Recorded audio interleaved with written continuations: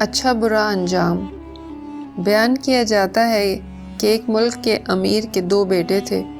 دونوں بڑے شہزور، فنون سپاہ گری میں طاق اور حوصلہ مند تھے۔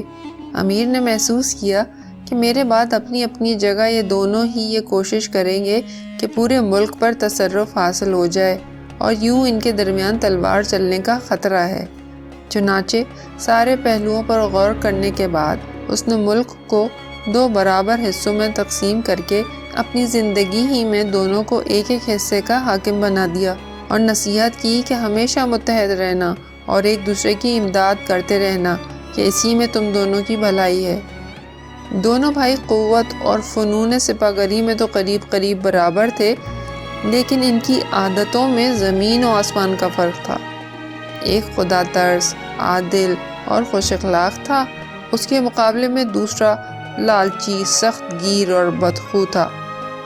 باپ کی زندگی میں تو ان کی زندگی قریب قریب ایک سی ہی گزرتی رہی، کیونکہ اس کی شفقت دونوں کو اپنے سائے میں لیے ہوئے تھی، لیکن اس کی وفات کے بعد دونوں کی عادتوں کے مطابق نتیجے نکلے۔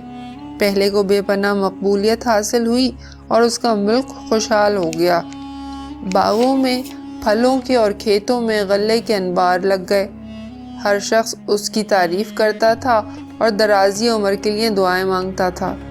دوسرے نے رعایا کو لوٹ کر اپنا خزانہ بھرنے کی فکر کی، لوگوں کو طرح طرح سے ستانا، پریشان کرنا شروع کر دیا۔ نتیجہ یہ نکلا کہ لوگ اپنے گھر بار اور زمین چھوڑ کر دوسرے ملکوں میں پناہ لینے پر مجبور ہو گئے۔ پڑوسی ملک کے حاکم کو اس کی تباہ حالی کا پتہ چلا تو اس نے چڑھائی کر دی اور اس کا اقتدار ختم کر دیا۔ ظلم میں وہ چیز ڈھونڈی جو نہاد ہی عدل میں، ایسے ناداں کو بھلا حاصل ہو کیوں کر عز و جاہ، ایسا ظالم کامرانی سے نہ ہوگا ہمکنار، جس کے سر پر برق بن کر آئے مظلوموں کی آہ۔ اٹھ رہے ہوں بد دعا کو ہاتھ، جس کے واسطے چرخ نیل فام کے نیچے نہیں اس کو پناہ۔ وضاحت: حضرت سعدی رحمۃ اللہ علیہ نے اس حکایت میں مکافات عمل کا فلسفہ بیان کیا ہے کہ کوئی مانے یا نہ مانے، لیکن قدرت کا یہ پکا قانون ہے کہ جو بونے والے کو جو اور گندم بونے والے کو گندم ہی ملتی ہے۔ عاقبت میں انسانوں کو ان کے اعمال کے مطابق جو سزا یا جزا ملے گی وہ اپنی جگہ، لیکن اس دنیا کے معاملات بھی ہمارے اعمال و افکار کے مطابق ہی طے پاتے ہیں۔